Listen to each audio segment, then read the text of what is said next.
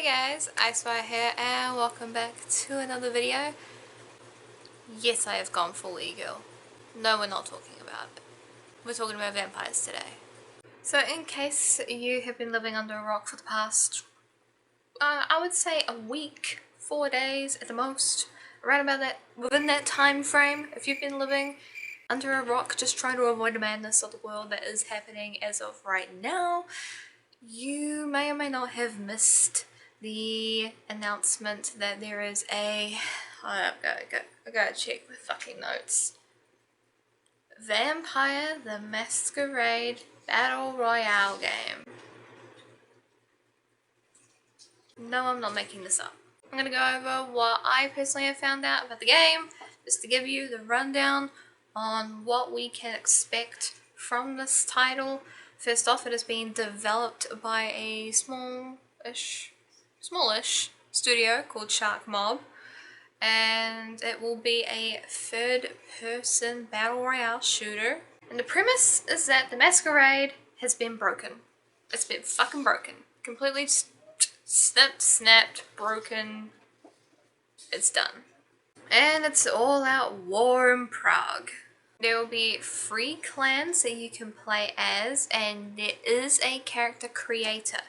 You can be either Bruja, Toreador, or Nosferatu. I mean, Bruja makes sense to me just because, I don't know, they're all about the anarchy, they're all about the rage and fighting, for the most part, in terms of what they like to do outside of the more peaceful things that Bruja are typically known for. But Toreador and Nosferatu strike me as odd choices, mostly because I don't know why the Toreador and Battle Royale are just two things that I don't know how they mesh together. Please tell me someone else feels like this too.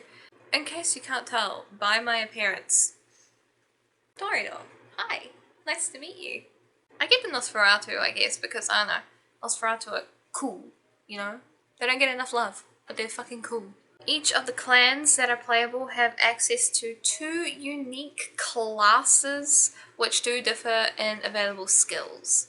And as you can see here, there is a little screenshot of a skill, well, it appears to be a skill tree, I assume. Now, I don't know my terms for Battle Royale games, so just take this screenshot in as best as you can. Of course, there are upgrades as you level up in this shooter. Vampire the Masquerade shooter. That is such a strange sentence. But it's 2020, I can't really be surprised by these things anymore, I guess. Now, into a little bit more detail, apart from the playable clans and the setting of this. We'll start with the setting, because there is a teensy little bit more information, just a fun little fact about the development so far. Now, all of this information has been confirmed by Outstar. This is via a Facebook post that she made in a Vampire the Masquerade group that I happen to be a part of. So this is where all the information is coming from. And if you can hear chaos in the background, that's my cat. So developers have done research on Prague and what it is like and its historical moments that have happened in the World of Darkness universe, from reading the books to even taking a look at Vampire the Masquerade Redemption, if any of you remember that game. As for who is creating this surprise of a game, it is being made by some game industry veterans. The games that they have worked on include Hitman, Far Cry, Battlefield, the Tom Clancy's The Division, just to name a few, and they also happen to be tabletop RPG players. So we got some experience in both sides of the field, both the shooter side and also the tabletop side, which tabletop might help levy some of your concerns if you do have any watching at home, because I know when you hear Battle Royale and Vampire the Masquerade, it's like trying to connect.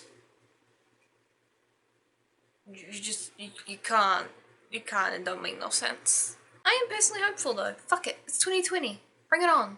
Now the Masquerade, as I have mentioned, is being broken in this game. It is currently nameless at the moment. And the Masquerade will be a mechanic in the game. How? I don't know. and there is no word so far of how the Masquerade will work in this Battle Royale game. Count how many times I say Battle Royale in this video. But it is a mechanic. Feeding is also present, so you'll be able to get a little bit of sucky action. And the disciplines from the V5 Corebook are present. The game will be free to play with cosmetic microtransactions. So all the microtransactions, cosmetic, kind of similar to Overwatch. If I had to just pull something out of my ass and give it to you as an example. Mind you, Overwatch is more of a loot boxy thing, whereas we don't know if there's going to be loot boxes for cosmetic items in this game. Let's say, for hypothetical scenarios there is, we can say that that will be how it will be presented in the game, or you'll be able to just find a single item and purchase it. Or there might be a bundle of, let's say, not happening for real, keep this in mind, but just let's say there's Bloodlines 1 themed outfits in the game, and you can get it as a bundle for, shit man, I don't know, like $25, let's say that. It could work like that. Whether it does or not, I don't know, but free to play, cosmetic microtransactions.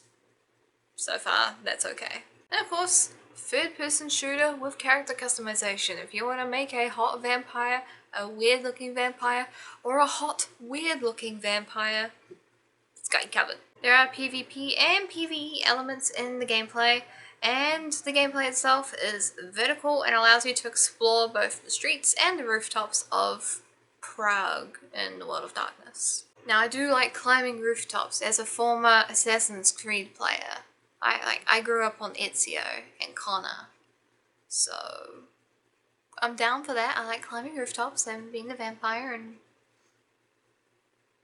stuff. Now the game was in development early in V5 production, and some of the lore, like for example the entity, which has been specifically mentioned, is present in sourcebooks. Now the big question, because of course we know what's been happening with Bloodlines 2 lately, is that affecting the development of that game? And the answer simply is no. It has been made by an entirely different team. And finally, they are looking to release sometime in the second half of 2021, possibly with closed alphas and betas available to get in on. I am cautiously optimistic. I like to go into everything cautiously optimistic. Whether this game will be good or not, we don't know yet. We don't even know that with Bloodlines 2 yet. I am very curious though on how they're going to do a Battle Royale game in the World of Darkness and how the Masquerade will come into the gameplay. Will we have to avoid humans while we're fighting? Who are we fighting? Are we fighting the other clans? Are we fighting hunters? Who are we fighting? We don't know. So I think that is probably something that would draw me in as a player, because I want to find that out. Now, I know this isn't going to be everyone's cup of tea, and honestly, I don't know if it is my cup of tea. I'm still going to give it a go since it is free to play, but this is what's happening. It exists. I will link the teaser trailer down below if you want to go see it and check it out. But what do you guys think? Is this something that you're interested in? You're not interested in? Let me know down in the comments below. Does it have potential? Do you think it has potential? Because I think maybe if it's done right, maybe. Anyway, it is IceFire signing off, and I'll see you introverts later next time on the channel. Have a lovely day / night wherever you are in the world, and I'll see you guys next time. Bye!